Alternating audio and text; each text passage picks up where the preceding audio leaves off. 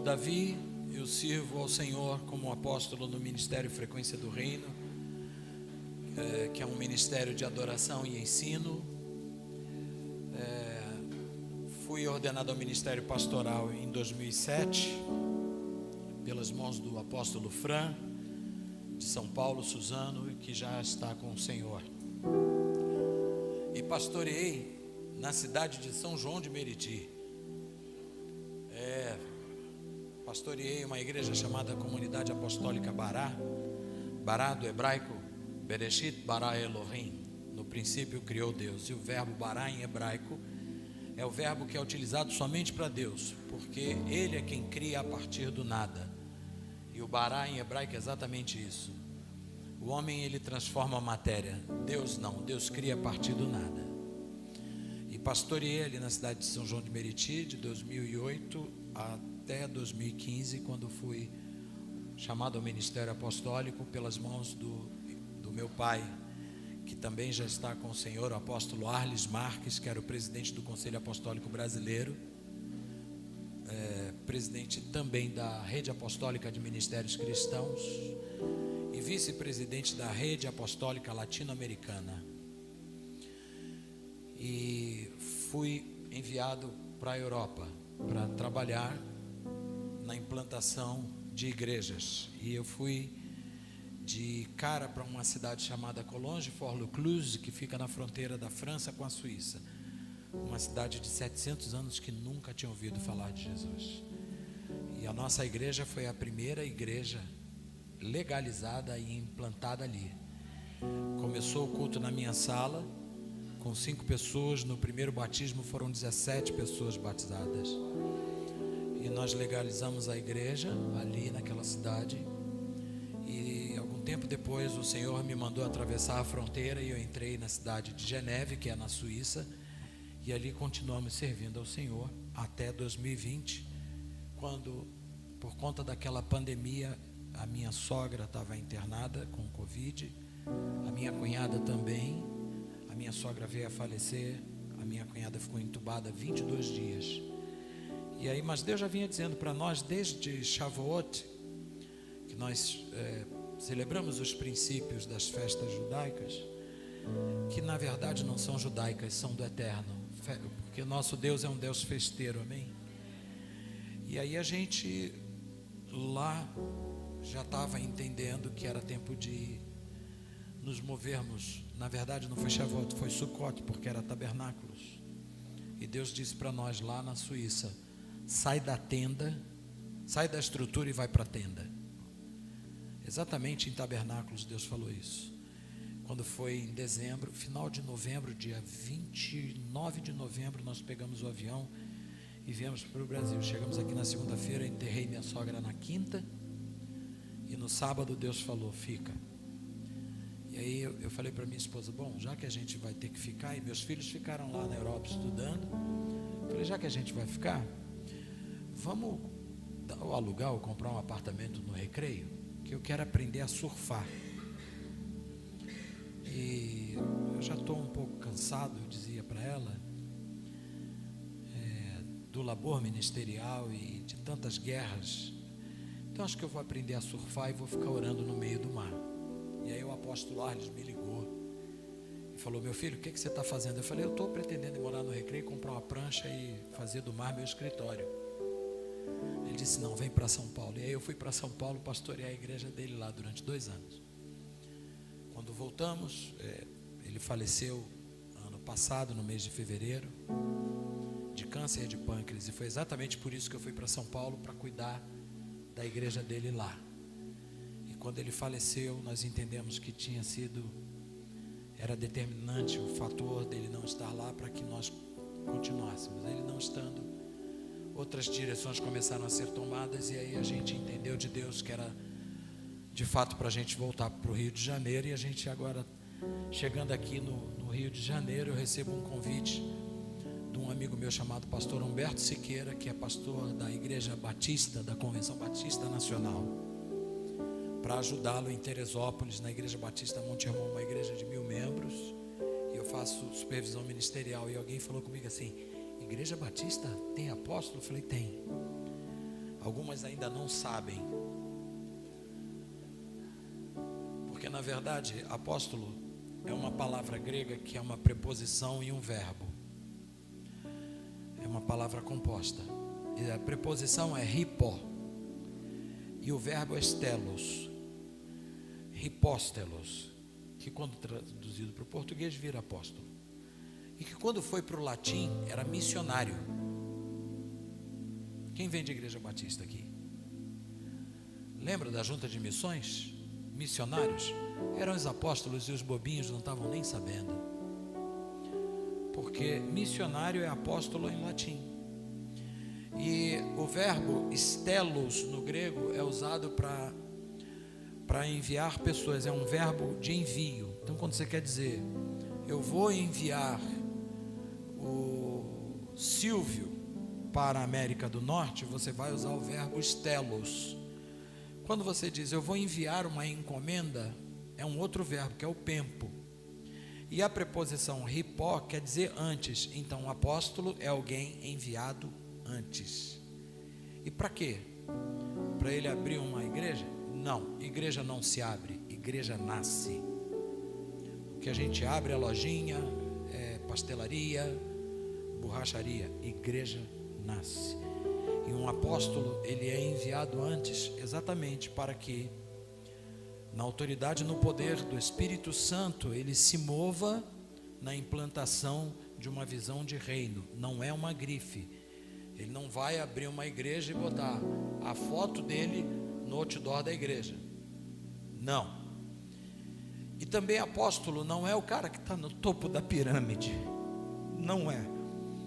Quando a gente não tem mais para onde descer, é que Deus chama para ser apóstolo.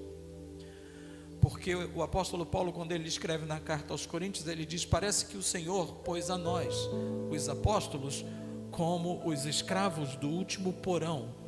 Essa palavra em grego, escravos do último porão, é epídetes, que eram os caras que entravam nas galés para remar e ninguém via por que o barco andava. Então, os apóstolos são esses caras que vão ficar remando, preso ao remo, e que quando chega na hora do combate, talvez ele não tenha nem como sobreviver, mas ele não larga o remo, e ele não está ali para ser visto. Você, quando passa na frente de uma casa muito bonita, você elogia a casa ou a fundação? Alguém já viu uma pessoa falar assim, poxa, você já viu que fundação bonita tem essa casa? Nunca. Você vai falar do prédio, da fundação não. Os apóstolos são os fundamentos. Aquilo que a gente ensina não é para fazer da gente o cara da hora, mas é para apontar para o Senhor. Então a gente se contenta com alegria e entrega para Ele a glória. Isso é ser apóstolo. Ser apóstolo não é ficar recebendo chazinho. Ser apóstolo é quando vem a perseguição, todo mundo foge e o apóstolo fica, como aconteceu em Atos dos Apóstolos. E naquele tempo se levantou uma grande perseguição com os que eram do caminho, e todos saíram, mas os apóstolos ficaram, porque fundamento é exatamente para tempos difíceis, onde tudo parece ser destruído, eles não conseguem destruir o fundamento.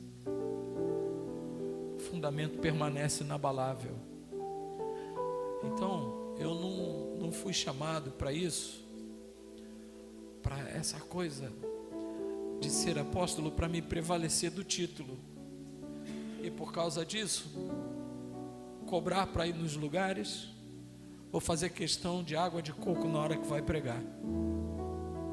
Meu pai me ensinou, meu pai ministerial, ele me ensinou, Davi, o teu chamado é para você ter uma bacia e uma toalha. Governe servindo. Então, é para isso que eu estou aqui. E para que eu não fique parecendo que eu estou numa posição diferenciada, vamos juntar mais essas cadeiras aqui, que eu estou ficando meio agulhado. Chega mais para cá. Pode chegar, irmão. Quem está em casa não vai estranhar, não. Eu estou saindo de uma gripe, de uma tosse alérgica. Se alguém tiver um copo d'água, mas já está aqui, maravilha.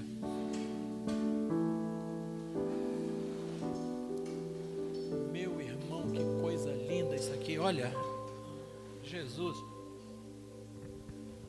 obrigado. Bom, vocês são um povo apostólico, amém? O que faz de vocês um povo apostólico? O que faz de você um povo apostólico? O que faz de você, minha linda, uma pessoa apostolicamente gerada? Essa não era a palavra que eu ia pregar.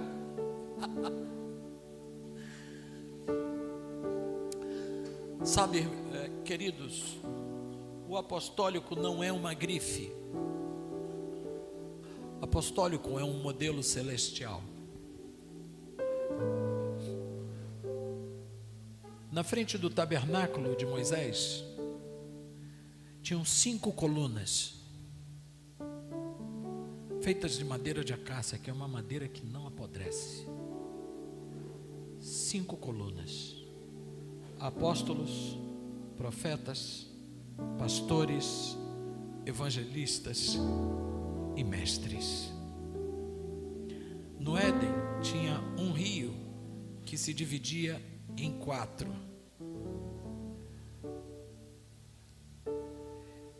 Quando Davi vai enfrentar Golias, ele desce ao ribeiro e pega 5 pedras. Parece que Deus já pensou nisso, nesse modelo, na eternidade. E no período que eu fui trabalhar na Suíça, eu me deparei com uma situação muito triste. Isso a gente já vê no Brasil há algum tempo. Pessoas que pegam uma garrafa de óleo soia, ou outro óleo que tem aí, lisa, e vira na cabeça e diz assim: eu me unjo apóstolo.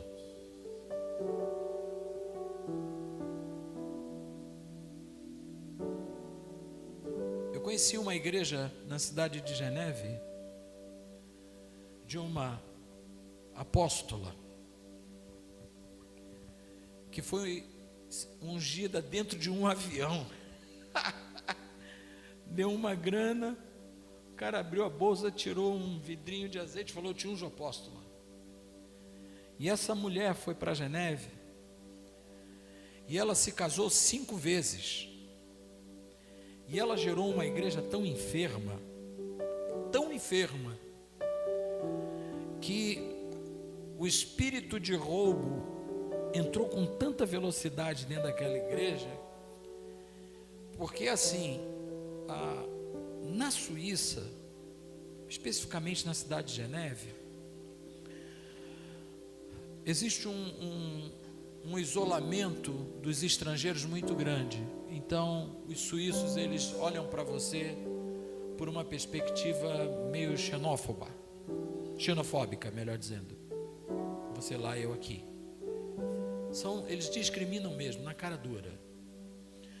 Então os brasileiros, eles veem a igreja como um local de realização social, ok? Em vez de ser pertinência de reino, é pertinência por identificação de nacionalidade.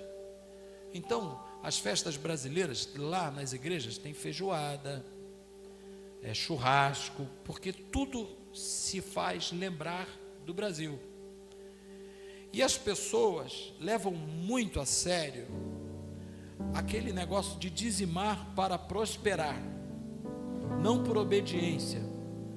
E aí, alguns lobos, entendendo essa carência social, emocional e uma ambição financeira, descobriram nisso aí um lugar para se fazer muito dinheiro. O salário mínimo na Suíça gera em torno de 3.500 francos. Isso aí, Para você saber quanto dá, multiplica vezes 6. Salário mínimo na Suíça. Tá? Dá mais ou menos 9 mil reais, é isso? 9 vezes 5. 6 vezes 5, 30, vai 3, 6, 22 mil alguma coisa. É o salário mínimo. Então você pensa numa igreja onde você tenha no mínimo 80% dizimista. Vamos botar 20 mil para fazer uma conta redonda. 80%, 16 mil francos de entrada, no mínimo. Um aluguel custa 2 mil francos. E aí as pessoas vão enriquecendo, e quando chega num determinado momento que o pastor cansou disso, ele vende a igreja porteira fechada, com os membros dentro. E eu cheguei lá, eu comecei a chorar, porque eu vi que o mover apostólico, ele existia como critério de subsistência e de construção de patrimônio. E eu falei, Deus, o que é isso? E um nível de crente muito mimado. Um nível de crente que às vezes a gente, eu não sei vocês, mas eu não sei, agora todo mundo tem TDAH ou TDAH, não sei que diabo é isso. Mas todo mundo tem isso. Já repararam? Ninguém mais tem unha encravada, espinha. No barato TDAH. Quando não tem nada, tem isso. E às vezes eu estou passando num lugar, eu olho para você, mas eu não estou te vendo. E numa igreja de crentes mimados, imagina o pastor passar e não falar. Então, o apostólico lá na Suíça, ele não gerou um exército, ele gerou uma creche de crentes mimados, idiotizados, imbecilizados, que não conhecem nada das Escrituras. Gente que disputa dentro da igreja o poder para, dessa maneira, ter uma afirmação da sua identidade, quando tudo que ele precisava era saber Colossenses 2, Cristo em vós, esperança da glória. Mas ele não quer saber disso, ele quer o poder. E aí, com base nessas experiências, eu quero dizer para vocês algumas coisas sobre uma igreja apostólica. Igreja apostólica, ela sempre existiu, aliás, ela começou apostólica. Atos capítulo 2 vai dizer para mim e para você: e perseveravam unânimes no partir do pão, nas orações e na doutrina dos apóstolos. Didaskalos tu apóstolo. Doutrina dos apóstolos era o quê? A doutrina dos apóstolos era a doutrina que Jesus ensinou para eles durante 3 anos de ministério.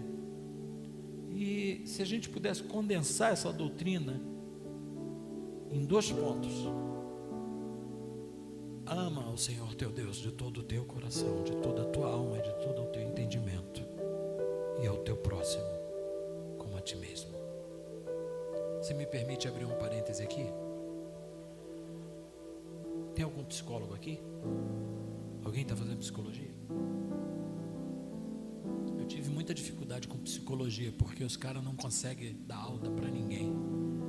Trata e nunca dá alta. E eles se arvoram como conhecedores da alma humana. Ah, está muito longe, hein? De conhecer a alma humana. Uau. É uma boa fonte de estudo, mas libertação genuína só no sangue de Cristo. Transformação e justificação acontece a partir da cruz de Cristo. E quando você vai olhar essa doutrina que Jesus fala, ama a Deus sobre todas as coisas e ao teu próximo como a ti mesmo, isso deu base para alguém falar um negócio tipo assim: ninguém pode dar o que não tem. Você já leu isso? Já ouviu isso? Você só pode amar alguém se você só pode amar alguém. Sabe, irmão, você sabe o que é um sofisma? É algo que parece verdade, tem 98% de verdade, ou 99% de verdade, mas tem 1% de mentira. E essa coisa de que você só pode amar alguém se você se amar, é um perigo danado. E eu estava conversando com uma psicóloga, pastora, e ela disse: apóstolo Davi, eu chamava ela de Barbie.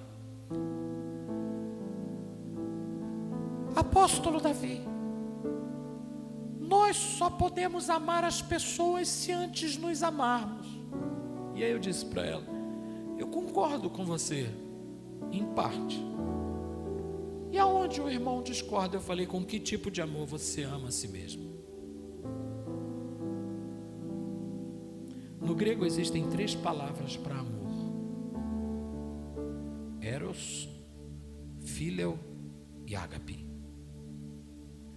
Quando Jesus vai sentar com João, com Pedro, comendo peixe lá no mar de Tiberíades, João capítulo 21, Jesus faz um tipo de pergunta, perguntando: Pedro, tu me amas?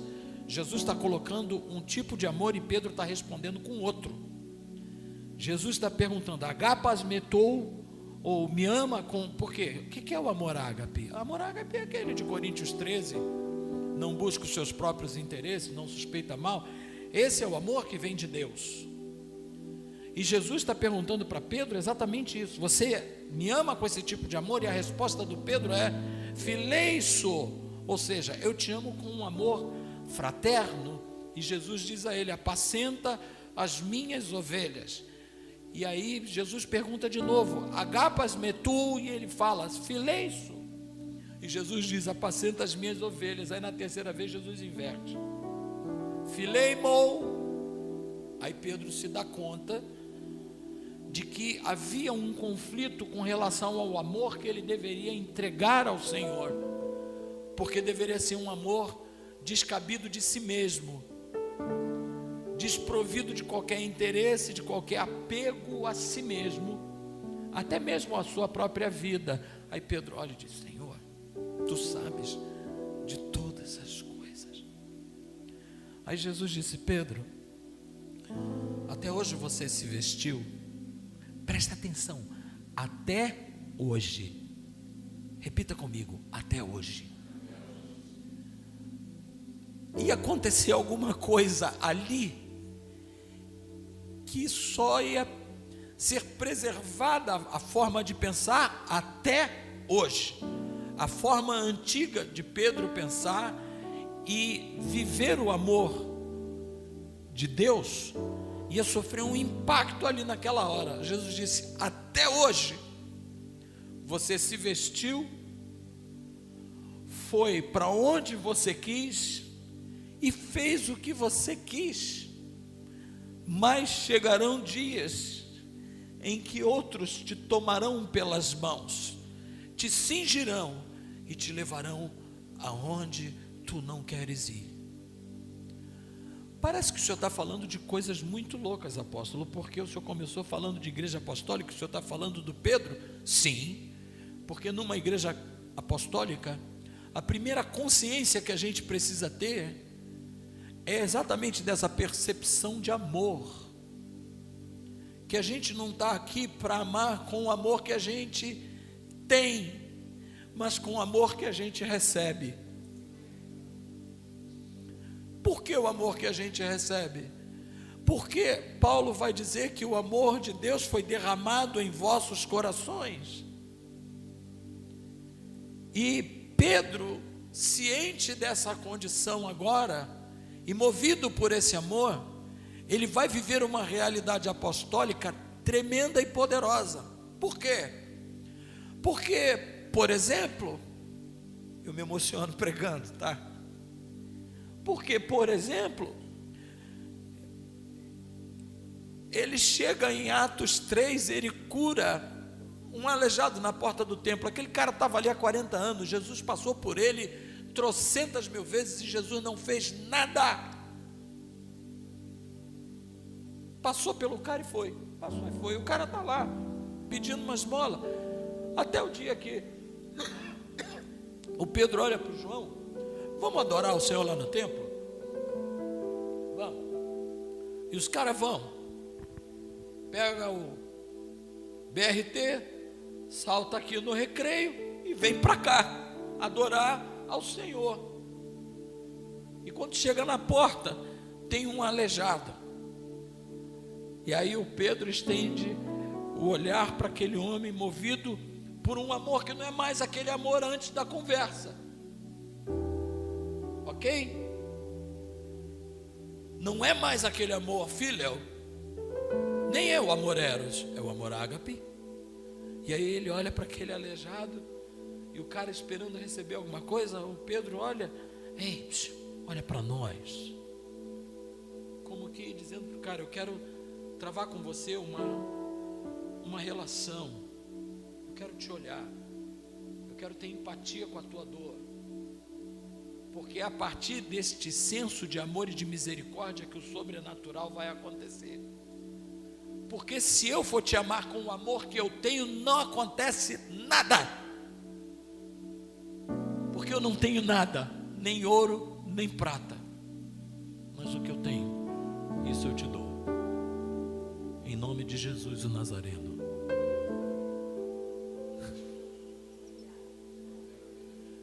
Estamos começando a entender o que é uma igreja apostólica. A igreja apostólica não é a igreja que faz recolha de cesta básica e bota o telefone armado na hora da entrega, porque o amor que a igreja apostólica quer registrar nos corações é o amor que realiza sem o pressuposto da aparência, é simplesmente por serviço, por entender a dor de quem chega. Então, para mim, a igreja apostólica é o que todas as igrejas deveriam ser: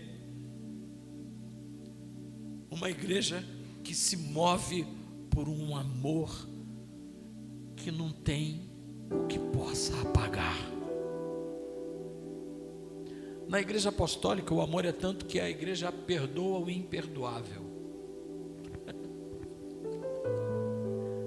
Na igreja apostólica, irmão, traidor e traído andam junto.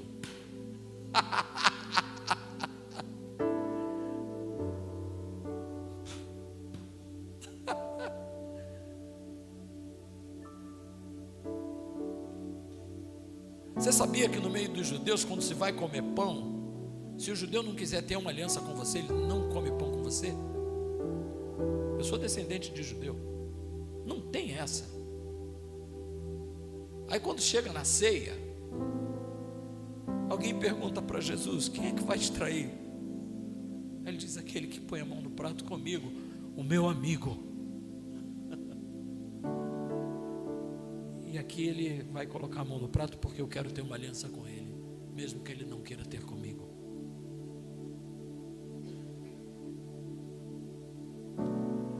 Você está entendendo a densidade do amor de Deus manifesta de fato numa igreja? E não precisa ser grande para isso, precisa ser de Deus. Uma outra coisa que acontece numa igreja apostólica é que ela é uma igreja de paternidade. E às vezes fica difícil para as pessoas entenderem isso, porque elas tiveram sérios problemas na sua paternidade, como filhos, na sua relação com o pai biológico foi complexa. E aí, às vezes, até para entender Deus como pai é difícil. A gente entende Jesus plenamente, entende o Espírito Santo maravilhosamente, mas quando eu falo assim, Deus Pai, parece gato com água, um balde d'água, fica todo arrepiado e fala Deus Pai, porque vai se reportar aos maus tratos de uma paternidade que lhe foi imposta. E aí tem dificuldade de entender Deus como Pai. Só que numa igreja apostólica, isso tem veio de cura, Porque na igreja apostólica, não são os filhos que entesouram para os pais, mas os pais que entesouram para os filhos. Então, o apóstolo é um pai que está trabalhando para juntar uma herança ministerial e te entregar essa herança. O apóstolo é um pai que vai te afiar. E ele não está gerando você para fazer de você um pervertido espiritual ou um doente de alma. Não, ele está trabalhando no poder do Espírito Santo para te capacitar e fazer de você uma flecha polida, para quando o Eterno meter a mão no arco, na aljava aqui, e puxar você e botar você no arco, você não saia assim como uma flecha torta, nem seja como uma flecha do Zeca Urubu. Você sabe quem é o Zeca Urubu? Aquele personagem do Pica-Pau, que ele bota uma flecha no ar, quando ele solta, ela dá a volta e vai no bumbum dele. Não, Deus está fazendo dos filhos de uma casa apostólica flechas polidas. É isso que Davi fala: ele me fez como uma flecha polida e me pôs na sua aljava.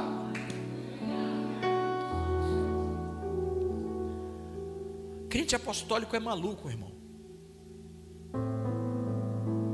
porque ele não consegue se adequar ao modelo da religião. O crente apostólico, ele não se adequa ao modelo da religião. Você fica meio peixe fora d'água. Você sabe o que é religião? Eu vou te dar um exemplo. O camarada casou. Eu ainda não abri a Bíblia. Não se assuste, tá? Jesus também não abria.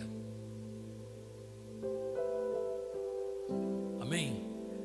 O pastor não abre, o apóstolo não abre a Bíblia para pregar. Não, irmão, essa palavra está dentro de mim. Eu posso manter ela, o livro fechado, mas a palavra está viva.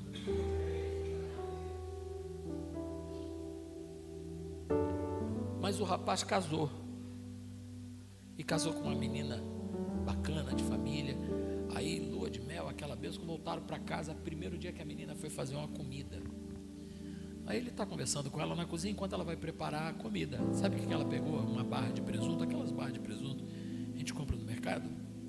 Cortou um pedaço de cada lado, encheu de cravinho e cereja, jogou uma calda de laranja.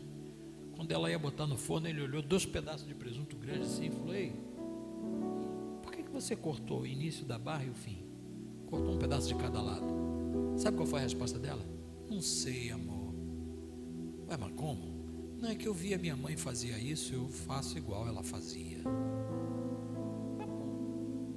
Ele foi, 2 semanas depois de casado, foi almoçar na casa da sogra. Diga aleluia.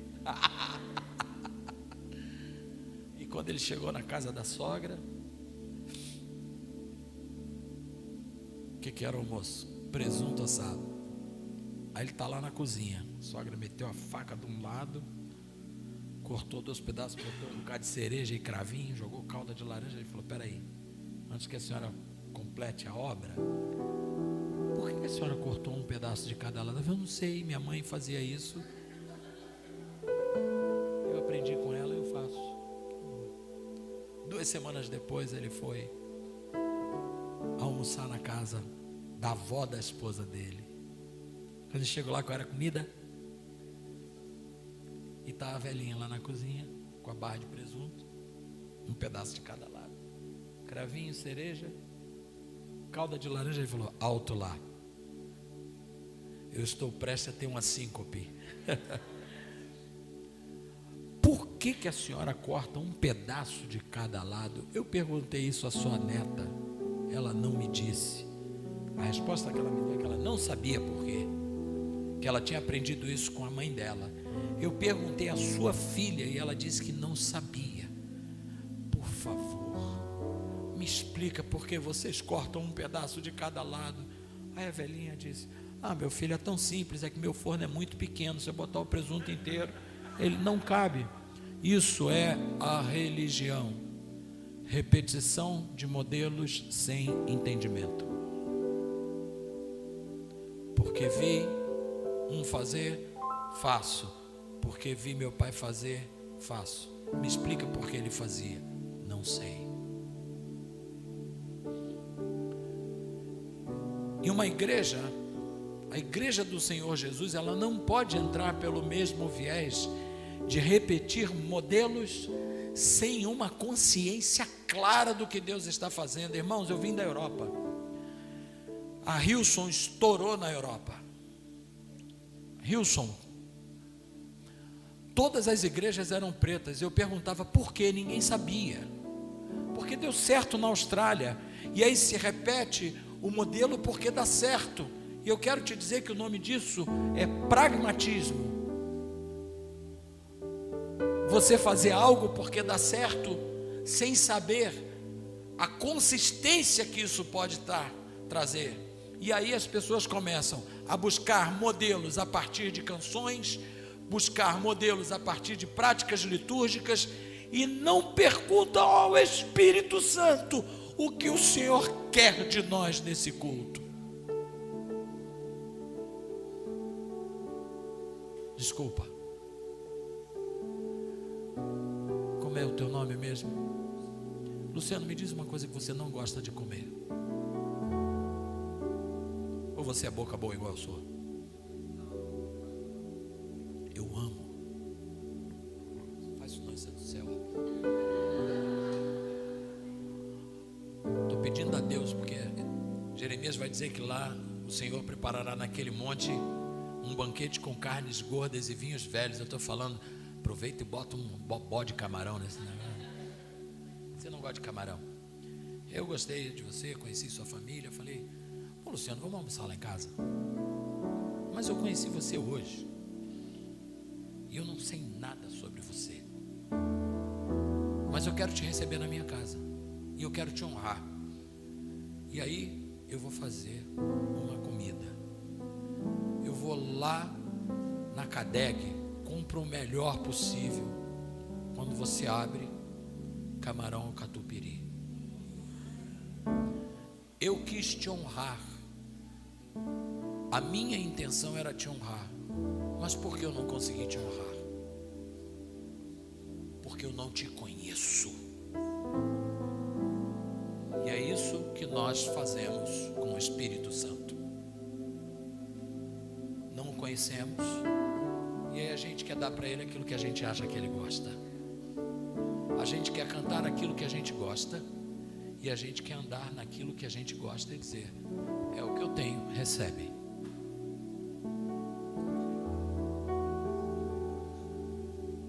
Então, numa igreja apostólica,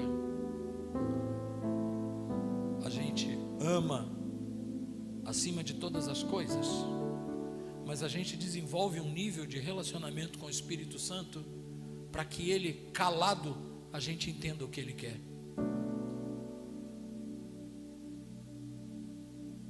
Percebe? Numa igreja apostólica a gente está mais interessado em ouvir do que falar. Na igreja apostólica o que vale é a oferta de Abel. Quem é churrasqueiro aqui? Quem gosta de fazer churrasco? Tu tem cara, hein? Você gosta de fazer? Qual é a parte da carne que mais demora a queimar? É a parte da carne. Você pegar uma picanha com um dedo de gordura, qual é a parte que mais demora a queimar? A gordura.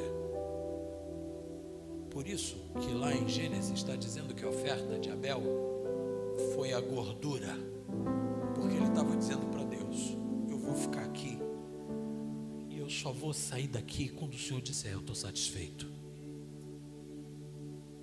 Porque a gente consegue ficar 90 minutos assistindo Flamengo, mas um pregador quando prega 1h30 a gente reclama. E as conversas apostólicas, elas são longas, os desavisados caem da janela. Isso não é parábola, isso é escritura. Paulo está pregando numa casa e um jovem desavisado sentado na janela. Paulo passa da meia-noite largando o aço Aí o cara cai. Por quê? Nós estamos, em muitos momentos, fazendo desse lugar o lugar de uma realização pessoal e não um lugar de convergência para a adoração, onde a gente vai parar e vai dizer: Senhor, a gente quer te dar a primazia, e a gente só vai sair daqui quando o Senhor estiver satisfeito. Irmãos, eu vi igrejas, aqui no Rio tem isso, painel de LED, com contagem regressiva para começar o culto. Não é só ela não, várias. Painel de LED, plaque, plaque, plaque, plaque, plaque. Quando começa o culto, é um fervo, é um negócio. E aí eu paro, eu falo assim: Espírito Santo. Irmãos, eu fui músico do molejo, fui baixista do molejo, toquei com o molejo, Que Loucura, Aguinaldo Timóteo, um monte de gente, Calbi Peixoto, Roberto Djavan, Simone, um monte de gente da MPB. E aí eu fecho o olho dentro desses lugares e falo assim: Jesus, eu estou vendo uma produção igual aquelas que eu via lá fora. O Senhor me responde uma coisa: o Senhor está aqui. E tudo que eu ouço é silêncio. Aí o Espírito vem e fala assim: esse povo, ele me honra com seus lábios, mas o seu coração está longe de mim, porque eles estão atrás de mim por pão e peixe. Eles entram nesses lugares aqui para comer, e tudo que eu tinha para dar para eles era vida abundante, e eles querem comida. É a geração Esaú, troca a primogenitura por um prato de lentilha. Numa igreja apostólica, a gente olha o amor e a gente olha a herança. Herança. E uma coisa que Paulo vai falar na carta aos Efésios, capítulo 4, a partir do verso 11: porque Jesus, subindo ao céu, levou cativo o cativeiro e deu dons aos homens. E é engraçado que eu me formei, estudei, fiz o bacharel de teologia, e eles não falam isso nas faculdades teológicas. Raros são os professores que falam isso. Eu estudei grego e hebraico. Quem pode abrir a Bíblia em Efésios 4:11 aí para mim? Ó, leia, Luciana. E ele mesmo concedeu uns para apóstolos, Oh, aleluia. outros para profetas, outros para evangelistas e outros para pastores e mestres. Quantos ofícios são? Nós temos aqui os 5 ministérios, as 5 colunas da entrada do tabernáculo. Amém? Está aqui a mão de Deus. E aí Paulo vai continuar dizendo que Jesus deu isso para os homens, visando o aperfeiçoamento dos santos para a obra do ministério, a fim de que não sejam mais como meninos levados por todo vento de doutrina. Ou seja, a igreja apostólica, ela não é uma igreja que existe porque tem um apóstolo, mas ela é uma igreja apostólica porque tem 5 ministérios, onde cada um tem 20% da visão de Jesus. E que para que haja os 100% é necessário que os 5 se unam. Então, cada um vai ter uma visão da igreja de uma maneira. Você sabe como é que o apóstolo vê a igreja? O apóstolo vê a igreja como um bando de soldado. Então ele olha e fala assim: nós vamos guerrear e tomar essa região. Porque na cabeça do apóstolo, os muros da igreja coincidem com os muros da cidade. Então a igreja não é um clubinho, ela é um agente de transformação. Ela entra, ela fecha terreiro de candomblé, ela acaba com loja de maçonaria, ela tira o espírito de divórcio da região, senão não tem por que estar ali. Então, na cabeça de um apóstolo, ele chega com uma palavra de autoridade para esse tipo de combate. Pra você ter ideia, Quando Paulo entra na cidade de Éfeso, ele quebra a economia da cidade. Está lá no livro de Atos. Porque a economia da cidade era baseada na idolatria.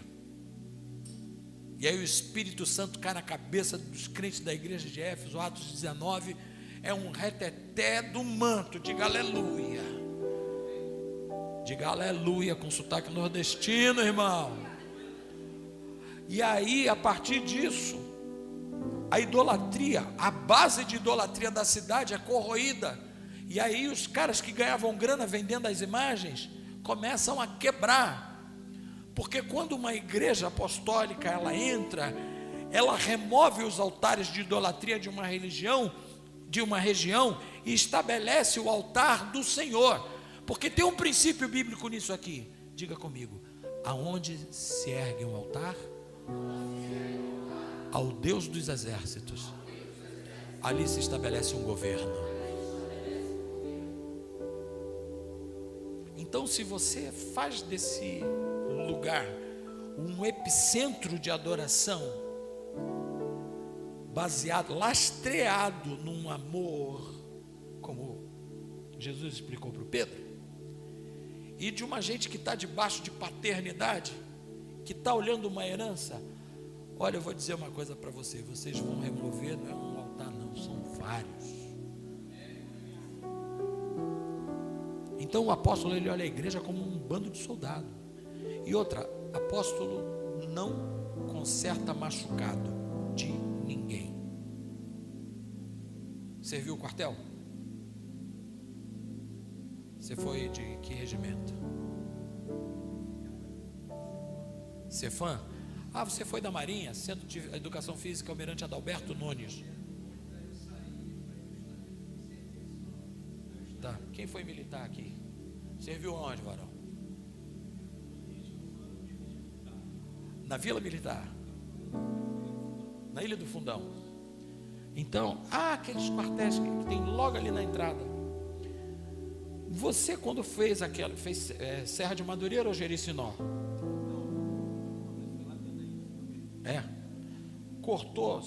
Se machucou alguma vez? Não? Aí você chegava lá para o capitão: capitão, me machuquei. Faz isso, irmão. Serviu? Você é militar? Pô, que legal, você é do exército. Polícia militar. Quando está naquela troca terrível, pega um de raspão, tu vai falar com o capitão lá: capitão, peguei de raspão aqui, ó, mas não dói.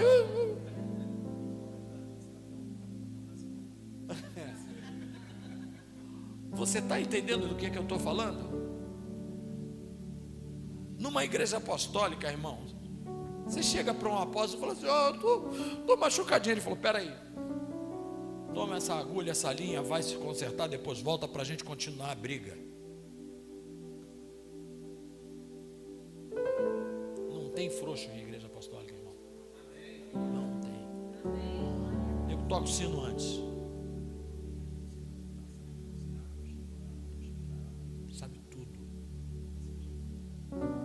Então, o apóstolo, que é esse dedo aqui, inclusive, você sabia que anatomicamente a força da mão está no polegar? Tenta segurar uma espada sem polegar. Um rei chamado Adoni-Bezeque, ele cortava os polegares das mãos e dos pés de todo mundo que ele conquistava. Para quê? Para não ter força. Então, na mão de Deus, apóstolo está aqui, e ele toca todos os outros ofícios. Apóstolo. Aí depois do apóstolo vem o profeta. Sabe como é que ele vê a igreja? Como noiva. O profeta, ele sempre... E por que é esse dedo aqui? Porque ele dá uma direção. Estou tomando muito da hora. Deixa eu te dizer uma coisa. Nós estamos vivendo um esgotamento profético, onde o profético está virando patético. É discurso patético. Vai falar CPF, irmão? Para que eu preciso que alguém diga meu CPF? Passa amanhã, meu velho. Até o diabo fala CPF, irmão. Ou está faltando inteligência espiritual. Lá em Atos 16, Paulo está passando, viu uma menina e fala assim: esses homens são servos do Deus Altíssimo e vos anunciam o caminho da salvação. Verdade ou mentira? Então o problema não é a revelação, é a fonte de onde ela emana. Porque Paulo olhou e disse assim: tem um negócio que está me incomodando nessa menina. Era um espírito de adivinhação. A inteligência espiritual leva você para isso. E o profético, ele está comprometido exatamente porque a inteligência espiritual da igreja está comprometida. E meu pai dizia que enquanto existir cavalo, Jorge não anda a pé. Por quê? Irmãos, estão se valendo do profético, que está enchendo as pessoas de palavra, mas não está substrato de direcionamento. E o ministério profético não é adivinhação, é direcionamento. Por isso que o dedo do profeta tem que estar apontando.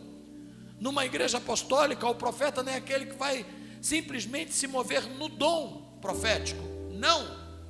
Existe uma progressão onde o profeta vai começar agindo no dom, entra no ministério e vai chegar no ofício profético.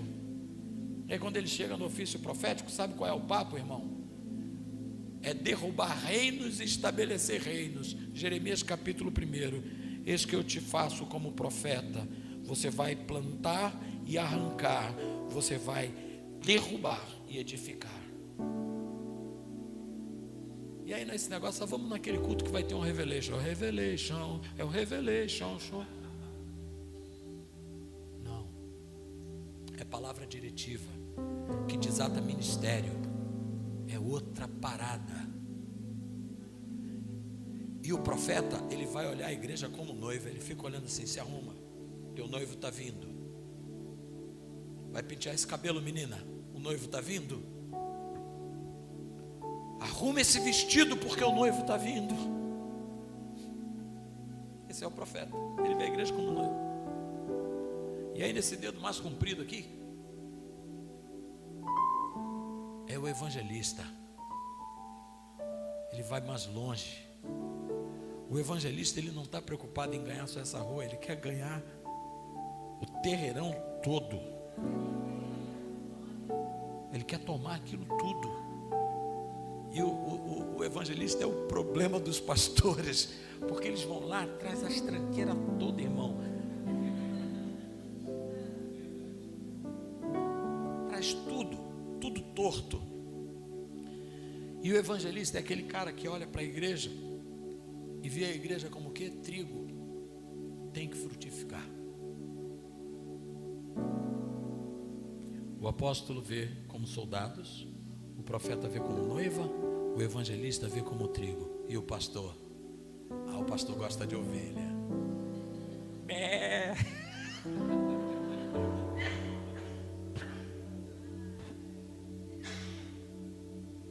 O pastor é aquele que sabe o nome de todo mundo na hora do culto. Ele sai falando o nome dos irmãos na pregação. Ô João, como é que está o seu pai, o seu Manuel, está tudo bem?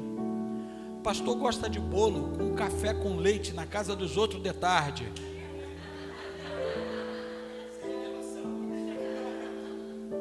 Sabia?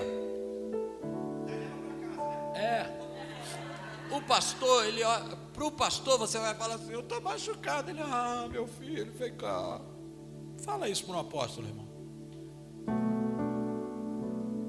E o pastor vê a igreja como rebanho, ovelhas.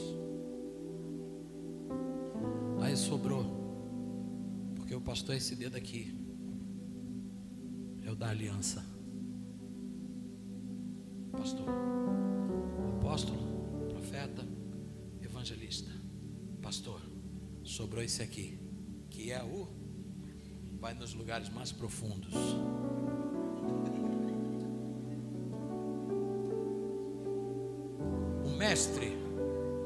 O mestre, para ele falar que Jesus morreu na cruz, primeiro ele vai lá no Éden.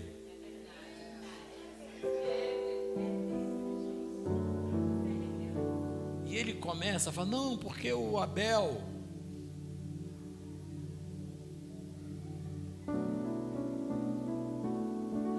E aí quando os profetas começam, Atos 13, na igreja de Antioquia havia profetas e mestres. Os profetas estão tudo mestres estão assim, para rapaz, menos. Os profetas estão querendo subir no retetel, o mestre está falando assim, me mostra na Bíblia onde é que está isso.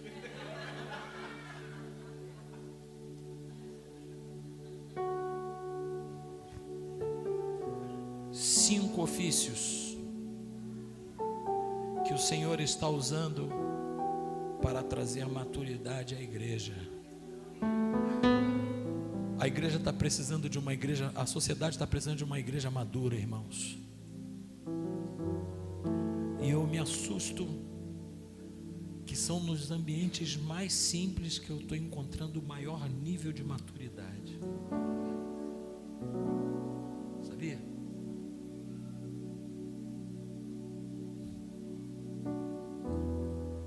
Porque não é encontro social, irmão.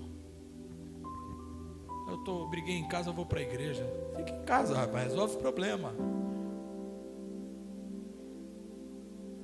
Mas uma igreja apostólica, ela existe como agente de transformação. Se Deus chamou vocês para isso, sejam isso. Porque Paulo vai escrever em 2 Coríntios capítulo 5, verso 17.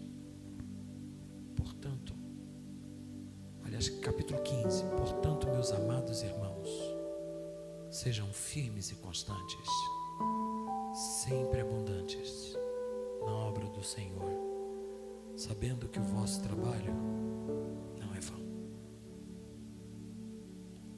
Eu hoje poderia trazer uma palavra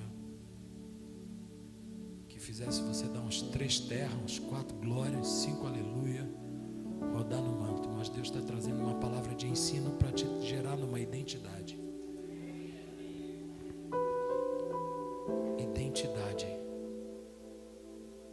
Identidade. Uma igreja apostólica é uma igreja de família. Ela trabalha pela relação de pertinência, por identificação.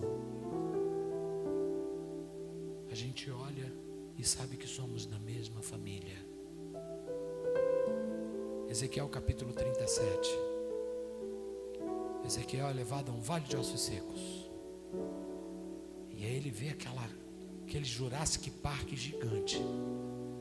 E aí o Senhor pergunta: esses ossos podem reviver, Ezequiel? Ele diz: Senhor, tu sabes. Então profetiza. Olha o ministério profético. Não é receba essa conga, é traz ordem. Conecta. Enquanto eu profetizava, houve um grande ruído e cada osso conectou-se ao seu próprio osso. E aí Deus manda ele profetizar de novo, para que venha cobertura sobre esses ossos, carne, nervos, tendões. E aí ele profetiza. E acontece isso. E fica em pé o quê? Uma creche? Não, um grande e poderoso exército. Só que cada osso conectou-se ao seu osso. Então, além de haver uma conexão com um aspecto geográfico definido, há uma identificação do mesmo DNA, porque se eu conecto ossos com DNA diferente, eu arrumo um problema, eu crio uma aberração, eu não levanto um corpo. Sabia disso, né? Você tem que ter uma combinação de DNA. E aí está tudo dando certo debaixo da palavra profética, porque ela vem exatamente trazer ordem, para que nessa conexão o que vai ficar de pé não vai ser uma aberração, vai ser um grande e poderoso exército, que ainda é monumento, porque não se move, ainda é estático. E aí o Senhor olha, profetiza ao Espírito. Olha o ministério profético aí. Assim diz o Senhor: vem e sopra sobre esses mortos. Sabe, irmãos, eu oro e clamo pelo dia em que a palavra profética que sair da boca da igreja seja para trazer ordem e conexão. Ordem e conexão. Onde a gente vai se conectar por causa do mesmo Espírito. E aí a gente cumpre aquela palavra de Paulo, porque o mesmo Espírito testifica com o nosso Espírito que somos huios do teu, filhos de Deus. E aqui a gente tem, para terminar, uma outra coisa para a gente pensar. É bom a gente estudar a escritura no original, porque no grego existem duas palavras para filho, teknon e huios. O que é o teknon? Teknon é aquele filho, minha filha está grávida há 7 meses. Você, me perdoe as mamães, mas quando o neném nasce, o bichinho é feio que dói. Fala a verdade. Parece um joelho, aquele joelho de padaria. Tudo inchado, rapaz. Aí você vai olhar e vai falar assim, olha a cara do pai, meu Deus. Olha o nariz da mãe, não tem nem nariz o bicho. Isso, no grego, é o chamado teknon. Ele tem todas as características do pai e da mãe, mas ele ainda não tem essas características no seu potencial desenvolvido. Hoje eu olho para você, você se parece com quem? Mas com seu pai ou com a sua mãe? Com a sua mãe. Então, quem olha para você, de fato, de imediato, identifica você como um filho da irmã. Como é o nome da sua mãe?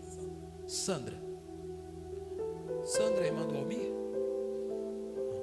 Tem mais de uma Sandra no mundo, apóstolo.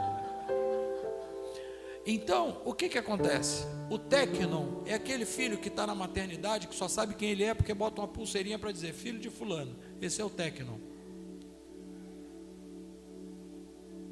E o filho, quando ele chega na estatura da maturidade, no grego, a palavra para identificá-lo é huios. Huios. Romanos 8,14. Porque todos os que são guiados pelo Espírito, esses são filhos de Deus. Quem são esses filhos? Teknon ou huios? Huios. Maduros. Já aprenderam que a minha vontade é o que menos importa nessa história. O que importa é a vontade dele. Eu estou aqui no recreio, mas se ele me mandar de volta para São João de Meriti, eu vou.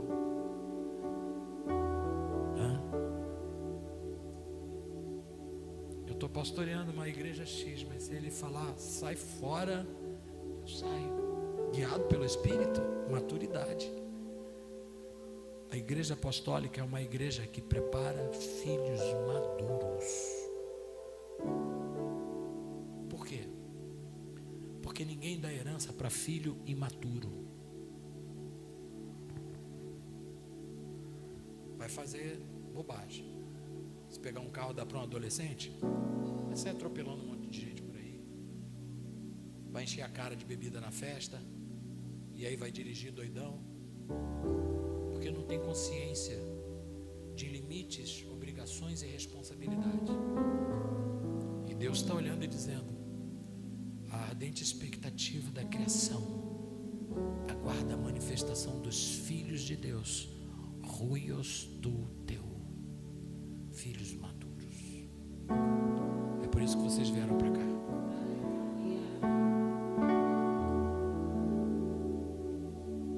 Romanos 8,29 fala que Deus nos predestinou em Cristo a sermos semelhantes a Jesus. É porque o projeto principal de Deus não é nos tirar do inferno, é nos fazer semelhantes a Jesus. Aí de quebra a gente nem passa lá na porta do cinzento. Posso ouvir um glória a Deus? É ser semelhantes a Jesus. Uma igreja chamada por essa vocação de ser semelhante a Jesus, irmão, ela faz umas coisas muito loucas. Ela vai perdoar a gente que é imperdoável. Ela vai servir pão para gente que não se achava digno de se assentar na mesa. E você sabe qual é a coisa mais importante numa igreja apostólica? Não é a cruz, é a mesa. Porque Jesus só trouxe significado da cruz depois que ele sentou na mesa com os discípulos. Antes da cruz tem a mesa. Se você não entender a mesa, você não entende a cruz. Foi isso que Deus me trouxe para comunicar a vocês. Então, aqui não é uma grife. Aqui é um lugar de gente que quer crescer no reino, que quer ter acesso a uma herança, e que está olhando e dizendo assim: Senhor, eu estou debaixo de uma paternidade. O apóstolo Silvio foi a quem o Senhor elegeu para me dar uma herança. Um dia o apóstolo Arlen chegou para mim e disse assim: você sabe por que eu sou teu pai? Eu disse para ele: sei, porque você não é o meu Deus, e porque você é muito falho. Porque se você fosse perfeito, você não seria meu pai, seria meu Deus. Ele me abraçou e começou a chorar, porque eu conhecia todos os defeitos dele. E ainda assim eu olhava e dizia: você é meu pai. E eu sinto uma falta dele. Então, irmãos, que haja maturidade na gente para lidar com as riquezas do reino do Senhor. Eu agradeço. Louvado seja o Senhor.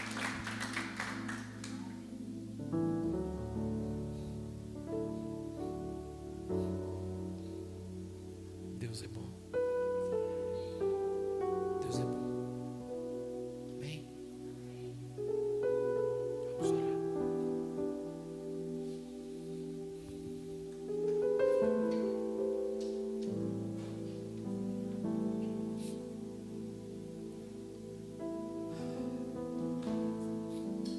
Jesus, um dia o Senhor chamou Noé para ele construir uma arca. Ele não era um engenheiro naval, ele era um agricultor. E a tua palavra vai dizer em Hebreus 11, Senhor, que pela fé Noé, sendo avisado das coisas que ainda não se viam, creu e temeu. E o Senhor não contou com a habilidade do Noé para ele construir a arca. O Senhor contou com a obediência e com a fé desse homem. Jesus, nós estamos aqui, a gente não quer confiar na força do nosso braço para movimentar o reino de Deus na força do nosso braço. A gente quer te pedir, Espírito Santo, vem organizar o nosso entendimento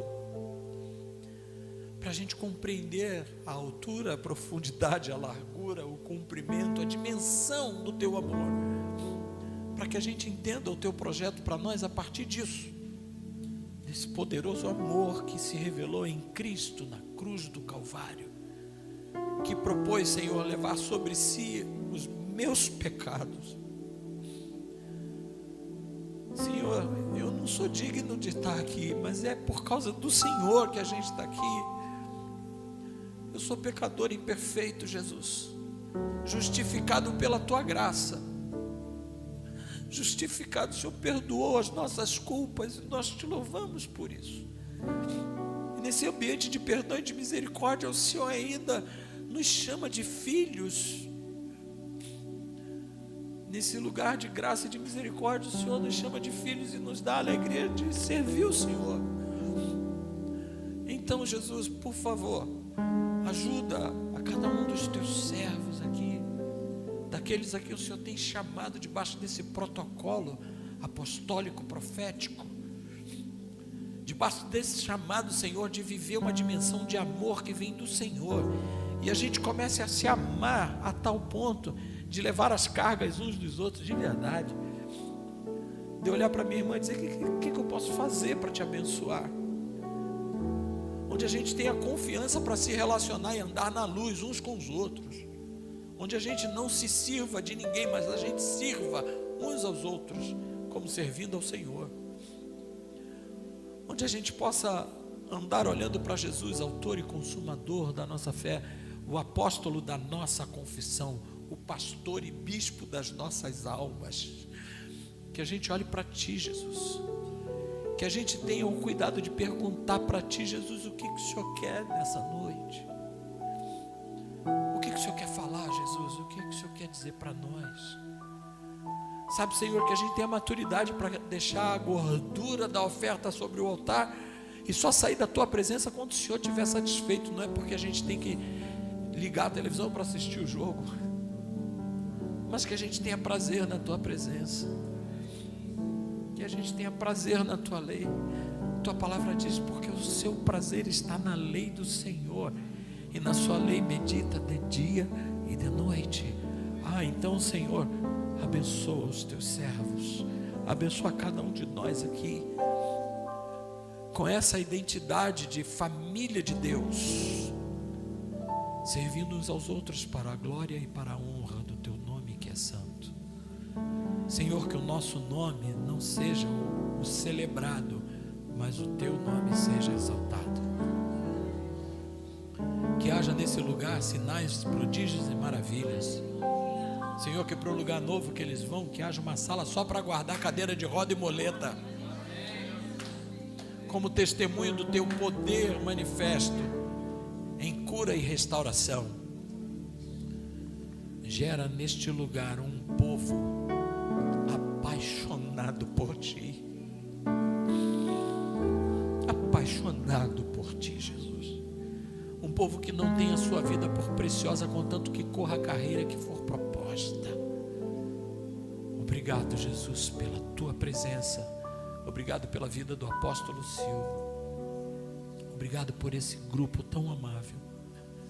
Obrigado por essas pessoas que me ouviram, Senhor, e que tu fales com elas, que continues a tua palavra sobre eles, em nome de Jesus.